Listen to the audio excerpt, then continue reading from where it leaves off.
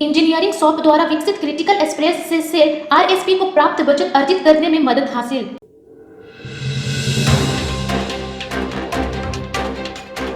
24 फरवरी को सेल राउरकेला इस्पात संयंत्र के इंजीनियरिंग शॉप्स में आयोजित एक समारोह में कार्यपालक निर्देशक परियोजना एवं कार्यकारी कार्यपालक निर्देशक वर्कस श्री पंकज कुमार ने इंजीनियरिंग शॉप्स द्वारा विकसित महत्वपूर्ण पुर्जों के सेट को उपभोक्ता विभागों को सौंप दिया। घरेलू तौर से विकसित महत्वपूर्ण पुर्जे जैसे सेगमेंट लिफ्टिंग बीम और यूनिक वायरल स्लीव को SMS2 और HSM को हस्तांतरित किया गया। इस अवसर पर मुख्य महाप्रबंधक HSM श्री डी दत्ता, मुख्य महाप्रबंधक मैकेनिक श्री AV राजशेखर, मुख्य महाप्रबंधक शॉप श्री RN राजेंद्रन, महाप्रबंधक प्रभारी मैकेनिक शॉप श्री शेखर नारायण और mechanic shop structural and fabrication shop foundry shop के अन्य वरिष्ठ अधिकारी और कर्मचारी कोविड मानदंडों का पालन करते हुए उपस्थित थे।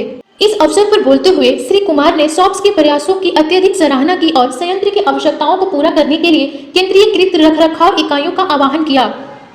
उल्लेखनीय है कि इंजीनियरिंग शॉप्स विभिन्न उत्पादन विभागों के लिए कई महत्वपूर्ण पुर्जों को विकसित करने में सहायक रही है, जिससे कंपनी को काफी प्रत्यक्ष और अप्रत्यक्ष लाभ हासिल हुए हैं। शॉप्स कर्मी समूह ने हाल ही में स्टील मेल्टिंग शॉप 2 के महत्वपूर्ण पुर्जों को सफलतापूर्वक विकसित करने की पहल की है, जिसके परिणाम स्वरूप 42 लाख की बचत हुई है। अगर बाजार से खरीदा जाता तो कंपनी को 55 लाख रुपए का खर्च आता। आवश्यक पुर्जों की अनुपलब्धता SMS2 के लिए गंभीर समस्या पैदा कर देती है, इसीलिए शॉप्स कर्मी समूह ने अपने नियमित कार्यों के अलावा उपलब्ध तकनीकी और संसाधनों से SMS2 के लिए पुर्जों को विकसित करने में पुनरावृत्ति करने की चुनौती ली। उल्लेखनीय है कि सेगमेंट लिफ्टिंग बीम SMS2 के कास्टर के महत्वपूर्ण पुर्जों में से एक है। सेगमेंट बीम के लंबे समय तक उपयोग के कारण विभिन्न पिन और प्लेट बुरी तरह क्षतिग्रस्त हो गए थे। विभाग में केवल एक ही बीम की उपलब्धता से कास्टर के निरंतर संचालन में बाधा आ रही थी। यह चुनौती शॉप्स कर्मी समूह द्वारा ली गई।